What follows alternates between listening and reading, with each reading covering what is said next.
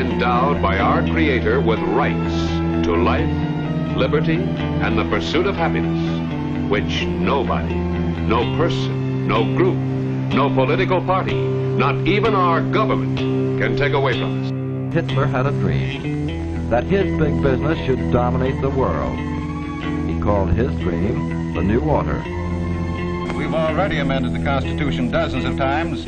Let's throw it away for a master plan run by a master state. Morgan is the largest group.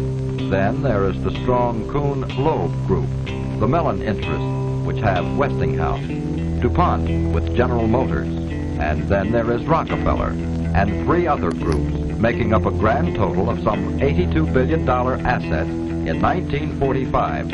8 groups control the American economy, not only because of their concentration of wealth, but through their strategic ownership of basic industries. In spite of war, these companies operate internationally through subsidiaries, stock participation, and cartel agreements with various other companies. Have you ever heard of the Bilderberg Group? No, never. Have you ever heard of the Bilderberg Group? Nope. No, I haven't. No, I haven't heard of that. I don't know too much about that Bilderberg thing. Have you guys ever heard about a group called the Bilderberg Group? Nope. Yeah, for the most part. I have not. Sounds kind of familiar, but I couldn't tell you what it was. No, never heard of them. Have you ever heard of a group called the Bilderberg Group? No, I haven't. The Build-A-Bird? Build-A-Bird? Bilderberg with a G, yeah. No. Built like an iceberg? No, not quite. Well, what would you say if I told you it's a group of about 120 people on average who meet once a year? These are politicians, heads of media, military men, heads of finance. They meet once a year in secret, behind closed doors, discussing foreign policy. What would you think? What would I think? Yeah. Do you think that's a good thing, a bad thing? Do you agree with it, disagree? Is there anything wrong with some of the most powerful and influential people in the world meeting behind closed doors and discussing things in secret? Not really, no. It's a smart thing to get as many brains in a room as you can to discuss things, and if you're going to have open and honest dialogue, sometimes that information should be kept within the room. If they're going to make good and careful decisions on political initiatives, they need to be able to meet with the brightest minds in the country, and I don't think necessarily that we need to be inside that meeting. I just tend not to recognize their power and just to pretend they don't exist, because for all intents and purposes they don't in my world. No matter how much harm they do or how much good they think they do, I really couldn't care less. In the spring of 1954, Joseph Redinger, a Polish political advisor and founder of the European movement that would lead to the founding of the European Union, started the Bilderberg Group, an informal and off-the-record conference for political and business elites from European and Western nations. With the help of Prince Bernhard of the Netherlands, along with other powerful politicians and businessmen, they organized the first annual Bilderberg meeting at the Hotel de Bilderberg in Oosterbeek, Netherlands. The Prince, a former executive for IG Farben and a former Nazi SS party member before the war, was also an influential executive in the oil industry, working for Royal Dutch Petroleum. As a member of the Dutch royal family and the father of the current matriarch and fellow Bilderberger Queen Beatrix, Bernhard was a very powerful and influential member of the European community.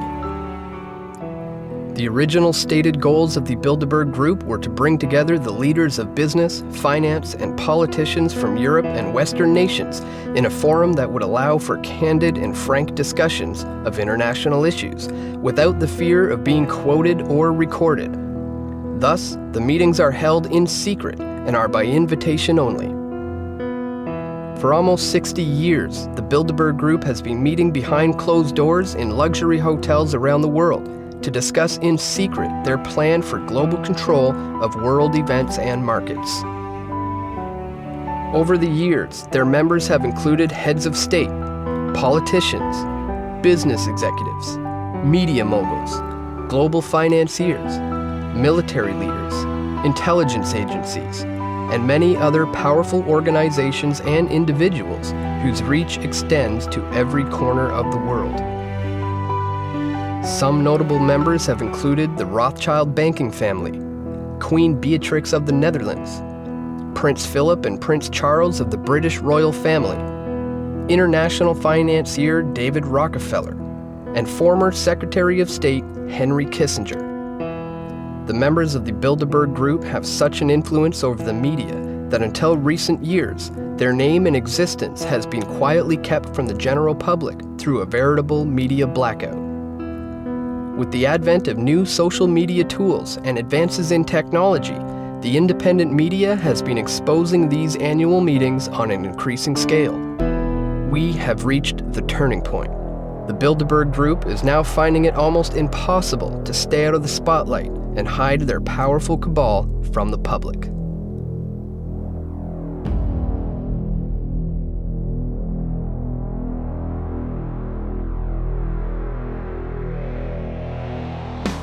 In the 21st century, we still have monarchies who have influence and wealth. Then how come bills can't get signed without the Queen of England's approval? How come the Canadian Parliament can be suspended by the Queen of England if she wishes? If she has no power, why does the final decision-making process rest with her? We can talk about the 99%, but it's really the 99.99999%, because the people that are in here, they're not 1 out of 100, they're not 1 out of 1,000, they're not 1 out of 10,000, 100,000, they're more like 1 out of 1,000,000 or 10 million, or beyond that, okay? Billionaire club. That's right. It's the billionaire and trillionaire club, and you and I, we're not in it, we're not ever going to be in it, so we got to hold their feet to the fire.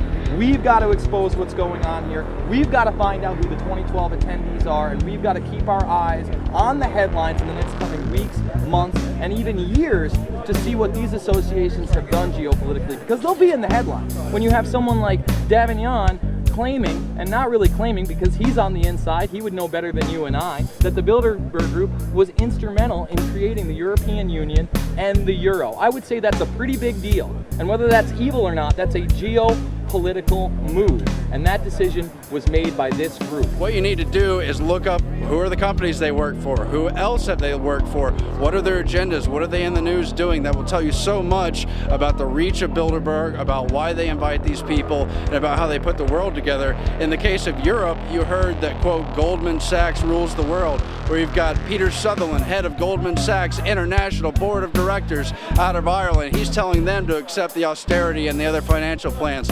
Throughout history, we've had people with power attempting to consolidate their power and hold on to it. So that's really the agenda here. The agenda is to stay as powerful as possible for as long as possible and crush any competition.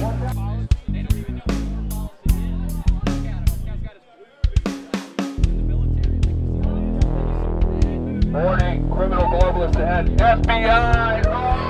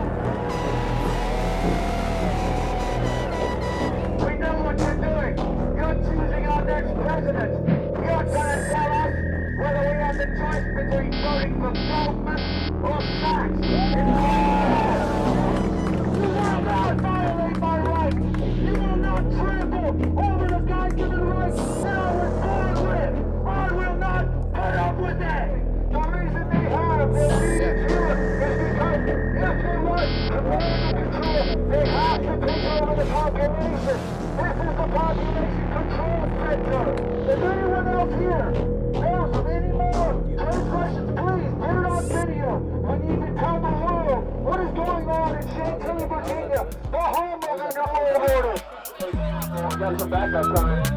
Slow down, officer. Slow down. Let's see your ID. Let's see your ID, liquor. And when the cream trail, when the dollar crashes, when the supply let's go. You can always come back to us, gentlemen.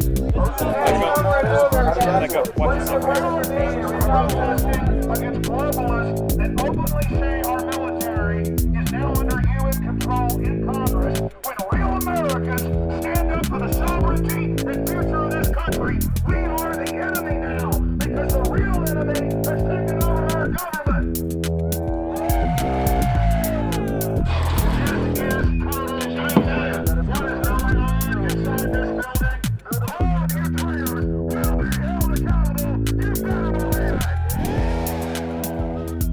In recent years, the lack of coverage from the mainstream media on the Bilderberg Group has been a problem as far as raising awareness about these conferences. However, 2012 is a major turning point for the Bilderberg Group, as the independent media have been here providing the coverage that's been lacking from the mainstream. Where's Fox News been for the last 15 years? CNN for the last 20 years? Why does Sean Hannity ridicule anybody that calls in and asks about the significance of the Bilderberg Group?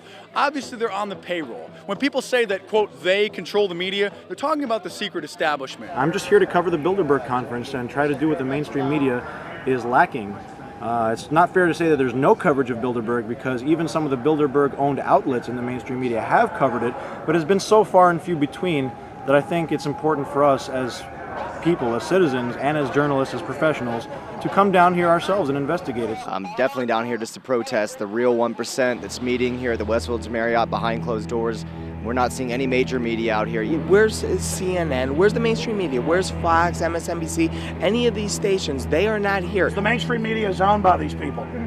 There's only a handful of what you call mainstream media covering this, because this isn't supposed to exist. Our media, until just about 5 years ago, said that Bilderberg did not even exist. It's been definitely incredible seeing so many people come all over the world just to participate in bringing awareness to the Bilderberg Group. It's by far the largest Bilderberg protest that I have ever seen. A lot of alternative media, a lot of attention being brought to the Bilderbergers. The mainstream media is failing, but the alternative people's media is becoming the mainstream media, and we're proving that by covering Bilderberg.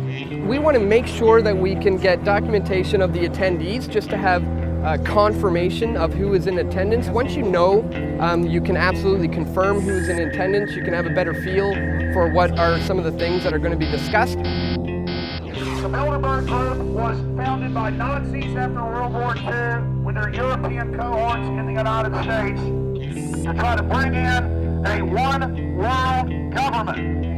These people are terrorists, 110%. The government has been usurped and completely hijacked. The United States flag is not hanging upside down in distress. The flag was taken a long time ago. The Washington Post was here this morning. They've known about it since the very beginning, because their founders, Katharine Graham and now her son, Donald Graham, come every single year without fail. They're not talking about it. We have to. We will. And people are paying attention to that. And they're starting to trust us. And every day we're getting bigger and bigger. The media moguls here that do participate at the Bilderberg meeting are failing. They're not successful at all in any way, shape, or form. Their businesses, their whole enterprises are failing. And what you see is people rising up.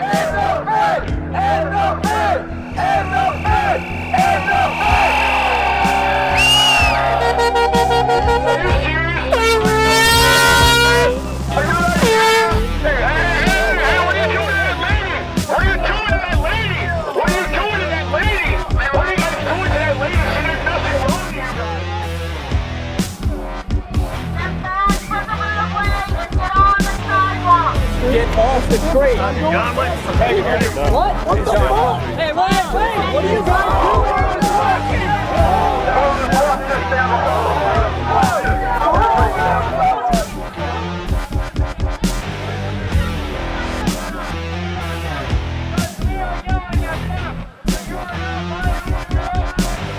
There has to be at least 500 people here now, and the veteran who was arrested yesterday was just arrested again.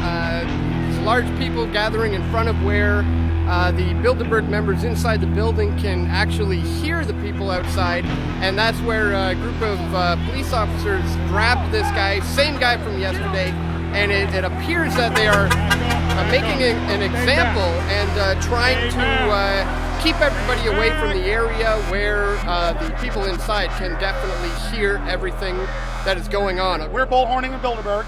They send cops down to stand behind us. We turn, and they just arrest somebody for no reason to get us to chase them down the street. They grab him, take him away like prey. We run out to follow after him. The whole world is watching! The whole world is watching! This group is meeting with government officials. It violates federal law, the Logan Act. And for decades, they said it didn't even exist. This is the real oligarchs that run our government, run Europe, run most of the world through the big central banks and the fraud that they engage in. These are the real tyrants. So we're identifying them, not the puppet presidents and prime ministers. We're going directly to the financial oligarch, the robber barons.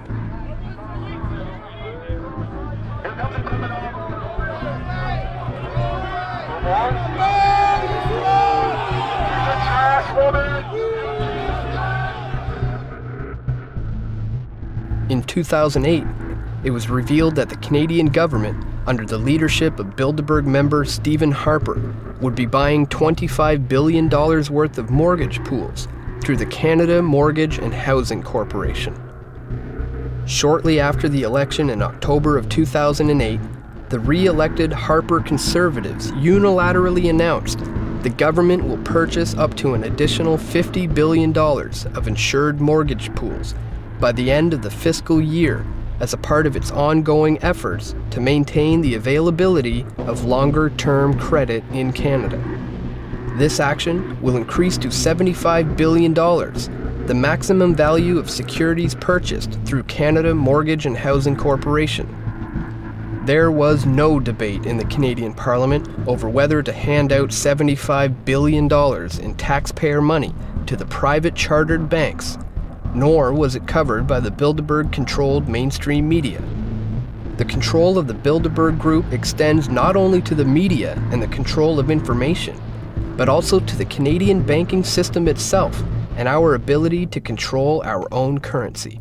In 1938, Prime Minister William Lyon Mackenzie King nationalized the Bank of Canada, giving control of the Canadian currency to the people of Canada.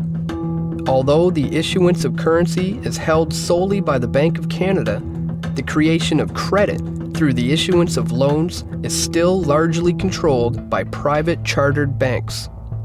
As part of the Bank of Canada's charter, the government can borrow up to 50% of its own money from the Bank of Canada at 0% interest. The other half of the interest is paid back into the government, allowing for the financing of our own infrastructure, such as the St. Lawrence Seaway and the Trans-Canada Highway. Because of Bilderberg member Paul Martin, Canada now borrows its money from the private chartered banks at the going interest rate, effectively handing over the usury and interest to private corporations. Prior to Prime Minister Brian Mulroney, all banks had to hold an 8% reserve, meaning they could lend out the same money 12.5 times through credit and loans. Mulroney dropped this to a 0% reserve, allowing private banks to loan as much money as they want, simply by entering a new line on a ledger. Currently, the Bank of Canada is only responsible for 5% of the actual debt created in the form of currency. The private chartered banks, such as Royal Bank of Canada and TD Bank, own the remaining 95% of all debt.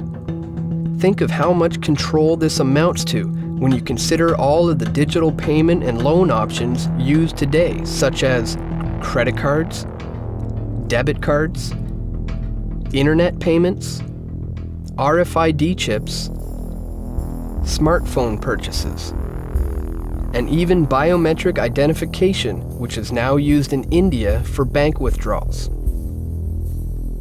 Very few people use real currency, and the trend is turning to an increasing reliance on digital and computer technologies, of which are largely controlled by members of the Bilderberg Group. Members of the Bilderberg Group who are involved in the Canadian banking system include President and CEO of Royal Bank of Canada, Gordon Nixon, President and CEO of TD Bank Financial Group, Edmund Clark, Deputy Chair of TD Bank Financial Group and former Canadian Ambassador to the United States, Frank McKenna, Former Minister of Finance and Director of Manulife Financial, Michael Wilson. Managing Director of Credit Suisse Securities, Ronald S. Lloyd. Former CEO of Scotiabank, Peter C. Godsoe. Former Governor of the Bank of Canada, David A. Dodge. And Governor of the Bank of Canada and former Goldman Sachs executive, Mark Carney. 501c3 tax-exempt foundations have to make certain forms publicly available. And so somebody tipped me off about this, that the 990 forms are available for the Bilderberg Group. And I got the years 2007, 2008, 2009, 2010. Well, first of all, they're operating under the 501c3 tax-exempt name American Friends of Bilderberg. The 2008 forms also show a list of very interesting donors. Henry Kissinger, $20,000. David Rockefeller, $50,000.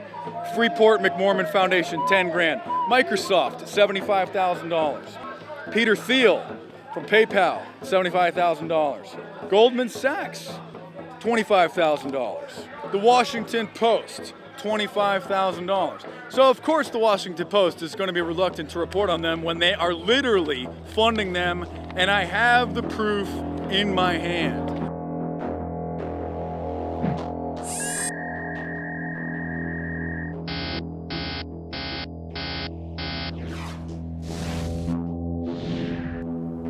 Other large donors of the Bilderberg Group include $25,000 from Lazard, a large investment bank which is based in New York's Rockefeller Center. Lazard is one of the key players in the Bilderberg finances, attending dozens of meetings over the years.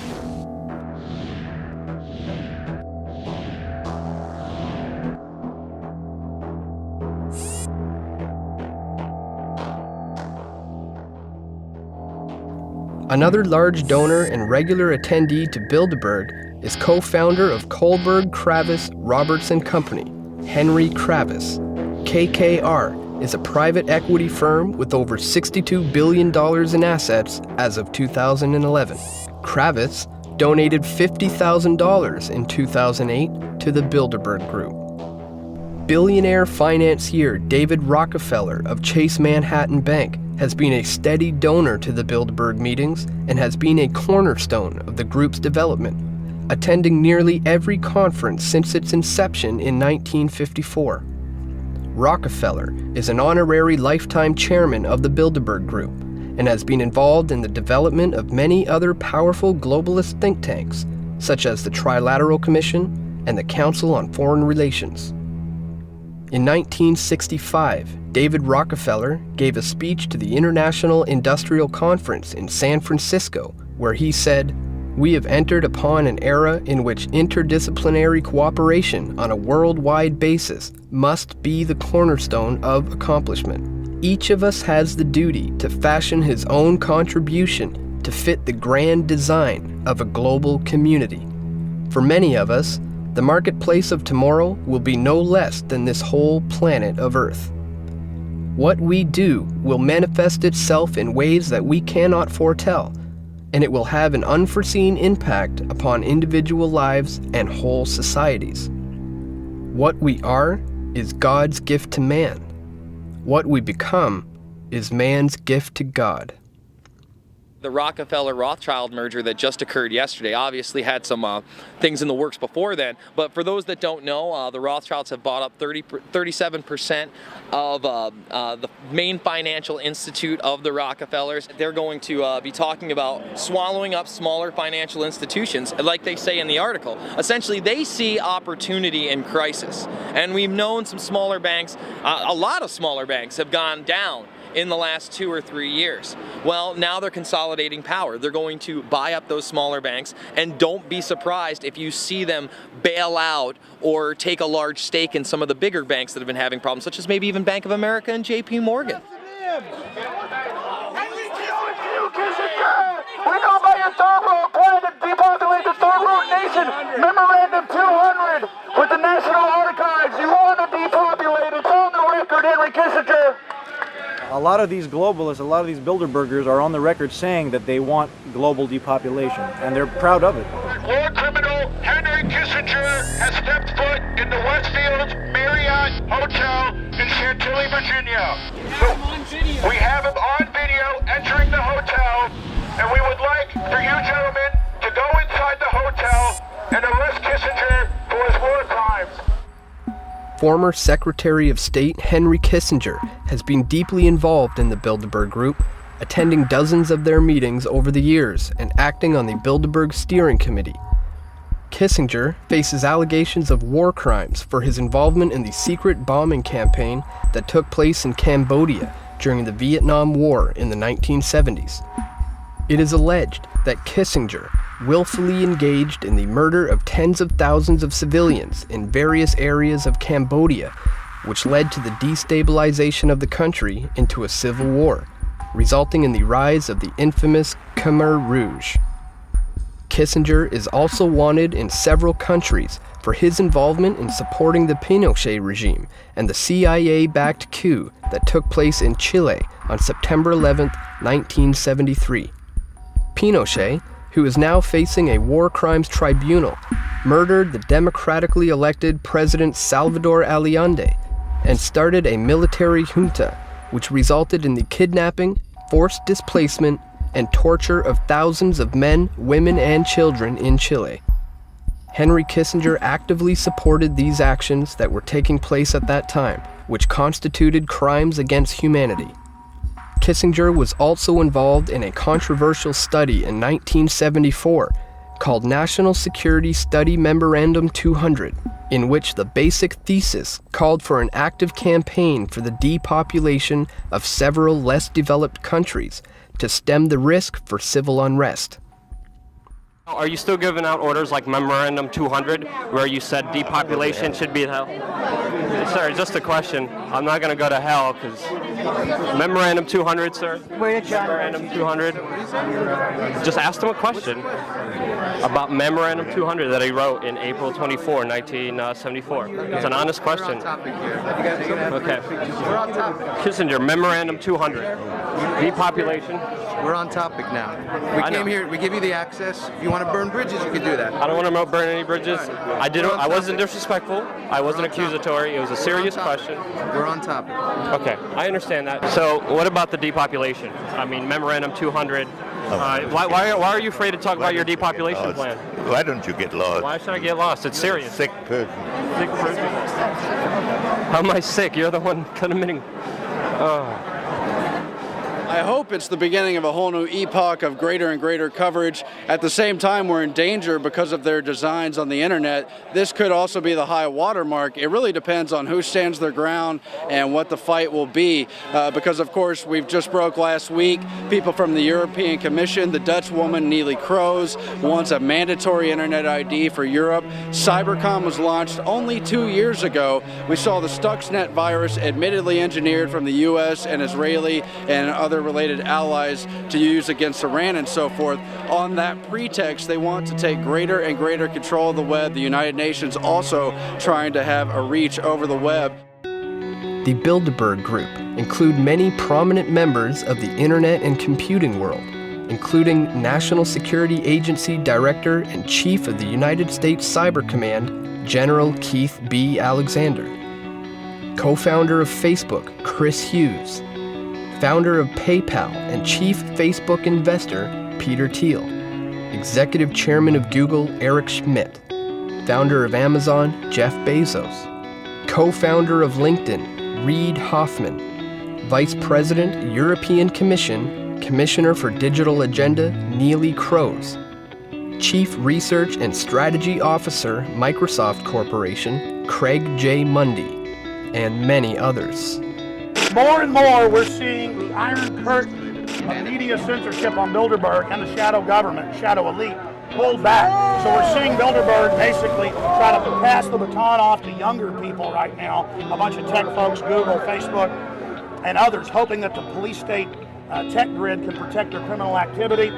They're trying to push a global bank as the solution to all our problems that they created. They're openly trying to push more police state systems. They want to end internet freedom. They want to bring in internet IDs. The mainstream media is no longer mainstream. The alternative's taking over, and they're trying their damnedest to either restrict or shut down the free internet as we know it right now. The increase of internet-based media has been closely correlated with the decrease of traditional forms of media, such as newspapers and television, which have been monopolized by members of the Bilderberg Group. In their efforts to maintain the control of information globally, influential figures of the media have been routinely invited to participate in the conferences over the years.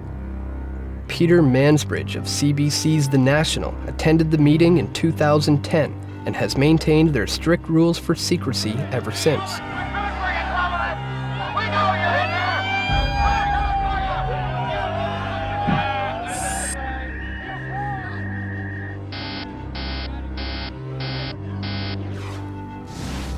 Fellow Canadian Heather Reisman is the CEO of Indigo Books, the largest book supplier in Canada, and she is a member of the Bilderberg Steering Committee.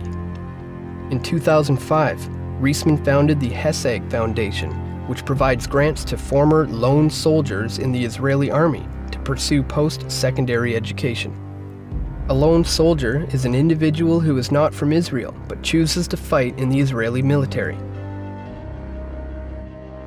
Other media moguls and organizations that have attended the Bilderberg meetings over the years have included Rupert Murdoch of News Corporation, Andrew Knight of News Corporation and The Economist, Ted Turner of Time Warner and CNN, Charlie Rose, Donald Graham of The Washington Post,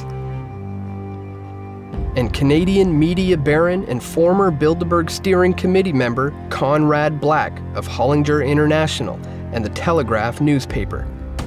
While all of these powerful media organizations have been present at Bilderberg meetings over the years, there has remained a media blackout all across the board regarding coverage of this group.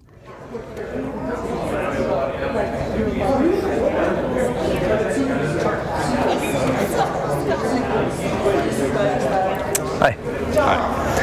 I was just wondering what your opinions were. You talk a little bit about it in the book of the influence of the Bilderberg Group on the mainstream media, or on just the influence. The individuals are influential, but their influence isn't magnified by Bilderberg. I went for 20 years. Mm-hmm. It's just a talking shop, and they're almost always wrong, by the way. They didn't see the end of the Cold War coming. They didn't see the economic crisis coming.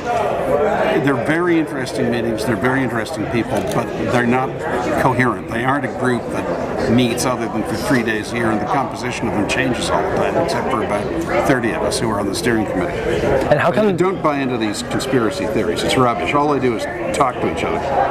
I was on that conference circuit for 20 years, the Trilateral Commission, and I went to all of them. And look, it was fine while it lasted, but I'm getting too old for that. I'm getting tired. But, okay. You know. All right. Thank you very much. Okay. Thanks for coming. But there's no conspiracy in any of them. No. No, there's just a bunch of people. How come you never hear about it in the media? Like, I only read about it in your book. They don't allow the media in. No. But in order to encourage people to talk frankly, say what you do, you get good frank sessions. But there's no meeting of the minds particularly. Okay. All right. Thank you.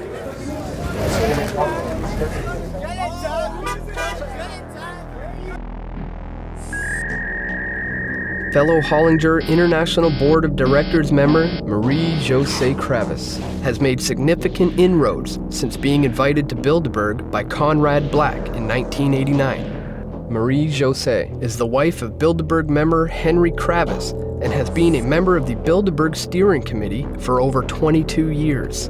At the trial of the now-defunct media baron Conrad Black, Marie-Josée Kravis testified against him, providing evidence for the prosecution. Other prominent Canadians who have attended the Bilderberg conferences include former Prime Minister of Canada Lester B. Pearson, Pierre Elliott Trudeau, Jean Chrétien, Paul Martin, and Stephen Harper. Many other influential Canadian politicians and business leaders have also attended the secret meetings, including former NDP leader Bob Rae, former Liberal Party leaders Stéphane Dion and Michael Ignatieff, former Premier of Ontario Mike Harris, former Premier of New Brunswick Bernard Lord, former Premier of British Columbia Gordon Campbell, the Premier of Alberta, Alison Redford, the Chief of Staff for Prime Minister Stephen Harper, Nigel S. Wright, and Power Corporation of Canada CEO Paul Desmarais Sr. In fact, nearly every Canadian Prime Minister back to Pierre Elliott Trudeau has worked for Power Corp. I attended one Bilderberg meeting. I'm not sure they ever invited me back, but just to make sure, I've also gone to a Maple Leaf hockey game. That doesn't mean I'm a Maple Leaf fan. I believe that there is an opportunity now, with the G20 having been called, for the first time, for us to put together a global steering committee of all of the great powers of the world. If I was asked what is the single most important thing that can be done to get us out of this mess, it is going to be to recognize now that we are one common humanity, divided perhaps into economic entities called countries. The time has come for us to work together. In 1996, you were at a Bilderberg meeting, and also there was Jean Chrétien and Paul Martin. I don't know if I was at that meeting. I've only been to a few of them, but Bilderberg and Tralala are not really think tanks. They simply individuals who get together who are from business, the political world, the media, others, and discuss ideas, and they influence each other through that. Shortly after Dan and Steve got back from the Bilderberg meeting in Chantilly, I decided to file some Access to Information Act requests for information on both Alison Redford, the Premier of Alberta, and for Nigel S. Wright, who is the Chief of Staff for Prime Minister Stephen Harper. I received 2 notices. One was for Nigel S. Wright, and it actually revealed very little. They just said that they didn't have any record of him having attended the Bilderberg meeting in Chantilly, even though he was on the official attendees list. In 2011, the Harper government decided to amend the Access to Information Act and privacy request forms, making it so that anybody that was on the Prime Minister's cabinet was exempt from releasing any personal information. In the case of Alison Redford, the Premier of Alberta, I did receive actually quite a big disclosure from their Executive Council office in Alberta. 31 pages were disclosed to me just the other day. All sorts of different pages have notices to destroy these emails, do not release this information to the public, do not release any information about your travel itinerary prior to attending the meeting. But a lot of the stuff is redacted. A lot of this information is redacted out. That's cited under different sections of the Privacy Protection Act, which goes hand in hand with the Access to Information Act request. So any other information that was in there about other people has been redacted out. There's also a page in here that describes the nature of the meetings off the record. Fruitful discussions are enhanced by an atmosphere of mutual trust in which participants can express themselves freely. All discussions are therefore private and off the record. The press is excluded from the meetings. A list of participants will be released to the press on the eve of the conference. There's nothing to hide. If you're doing good things, you don't have anything to hide. There's only something to hide if you don't want people hearing what you're saying. That's the only reason to say it off the record, is that you wouldn't want to be quoted on something that could be damaging to your career. The very word secrecy is repugnant in a free and open society. And we are, as a people, inherently and historically opposed to secret societies, to secret oaths, and to secret proceedings. We decided long ago that the dangers of excessive and unwarranted concealment of pertinent facts far outweighed the dangers which are cited to justify it. And there is very grave danger that an announced need for increased security will be seized upon by those anxious to expand its meaning to the very limits of official censorship and concealment. How do you feel about secrecy in government? Scary thing. I mean, it's secret, so I don't really know much about it. I can understand if the secrecy is for national security, but, you know, secrecy and covering up, you know, financial documents and things like that, I think as taxpayers, you know, we have the right to know what's going on in our government. I think secrecy is pretty inherent in the Canadian government, for sure, and in all government. I wish it wasn't that way. I wish government was completely democratic, which would mean that we would be a part of it, but seeing as like we have representatives in this house deciding on issues for us, secrecy kind of just comes with that. I honestly don't think it's a good idea for anybody to be secret. I don't think anything should be secret. I think if anything needs to be said, it needs to be said in front of the people here that can hear it. We elect people to govern us in a democratic way, and when those people fall, prey to, individuals that have money or, have leverage on them, it's no different than a dictatorship. When you have like government officials and then you have financiers and like heads of like banks meeting behind closed doors, that's already against the law. So there's a lot of things happening that I think the people need to wake up to and actually come out and stand against it. It's the job of you guys to get out there and inform the real people that need to know what's really going on, because we have really no idea. And without you guys, we wouldn't be around to know, so. The more independent media that covers events like this, or like anything, gives a more unbiased opinion, considering how slanted our current media is. It doesn't have to be a, massive media tycoon that's controlling what's being said anymore. The average person can do it, right? Which is,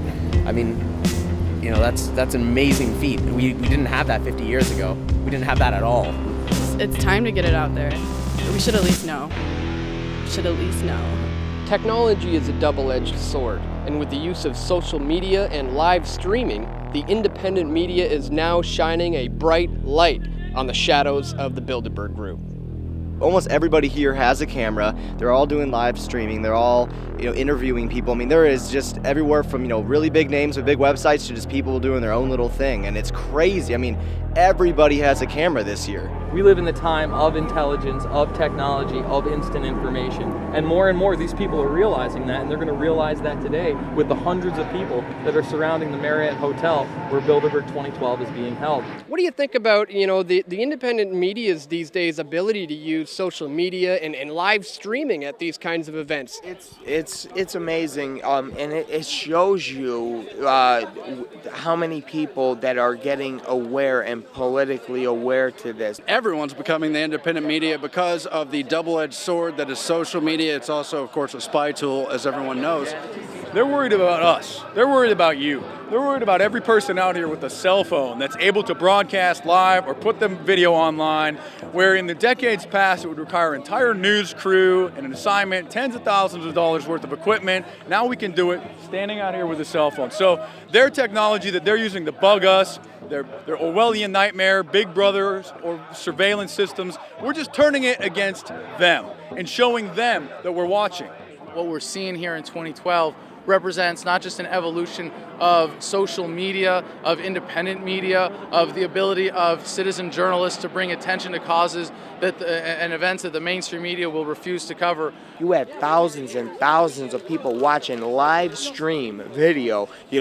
They're interested. People are dying for real information, truth. We are able to pretty much broadcast to the world, to thousands of people live, unedited, uncut, as everything's happening, pretty much just through a cell phone. We're living in amazing times. The technology is advancing. It's like more than it's a protest, it's almost an independent media summit. There are at least 20 cameras here, live streaming, not all like with some central hub. No, 20 independent media outlets, 20 individuals doing separate live streams. We are making a difference. We are forcing the mainstream media to cover these events, and they are coming, kicking and screaming, but they are coming. If you had an opportunity to maybe say a short little message to the people in that room, the people sitting around that table, what might you say to them? That's a hard question. It's a tough one, I know, it's a tough one. I don't mean to put you on the spot, it is. Second. But if I could say anything to the Bilderbergers is, when you do things in darkness, they will come to the light, and they are. We're here just to shine that light. I don't hate you. I'm not going to spend my energy just to negatively go after you, but I will expose you, and I will talk to you, and I will communicate with you with words to try to make you and the world understand that there's a lot more going on than we actually know, and we deserve to know what's happening. We're human beings. We're just as equal as you, and we're all in this world together. Ladies and gentlemen of the free world, we came out here for one reason and one reason only. We are sick and tired of being controlled. We are sick and tired of the elitists taking advantage of our trust, taking advantage of our apathy, and we will not put up with it anymore! My message to the globalist is the sleeping giant that is humanity is awakening. It's 1776 against their 1984 worldwide. Their system of 1984 against the spirit of liberty. And they will be defeated. And they know it, and they're starting to run scared, and they should be, because information is power. And the truth is setting us free. We know who you are, and we're taking our fate back. We know who you are, and we're going to expose you all the way. So we're not stopping. We're going to be growing in numbers 100 times this in the future. So just wait, we're coming. I'm sure you guys realize, that this is the fate of the planet. You guys are in control. One way or another, people are finding out what's going on. Life is short. We should live it to the fullest and treat people with respect, honesty, dignity, and compassion. And you can change your life at any moment, any time, and just think about the decisions you're making and how they affect people and how they hurt people, and understand there's real consequences for those decisions that you guys have made, that you guys will have to live with for an eternity, pretty much. When Jesus was tempted in the wilderness, Satan said, if you bow down and worship me, I will give you the world. Well, guess what? You've got the world, and we're not going to bow down and worship you. Those filthy deeds that you have done in secret are now being shouted from the housetops. We are on to you.